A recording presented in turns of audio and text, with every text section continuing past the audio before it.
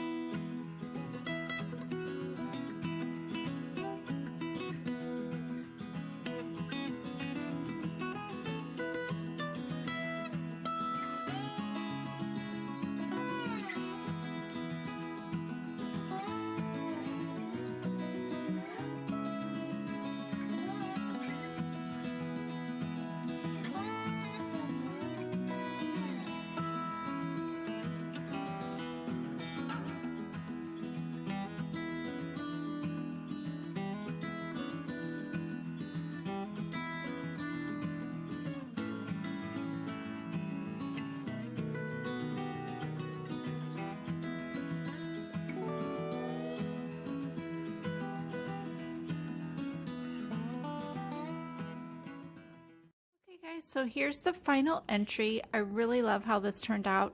Super cute.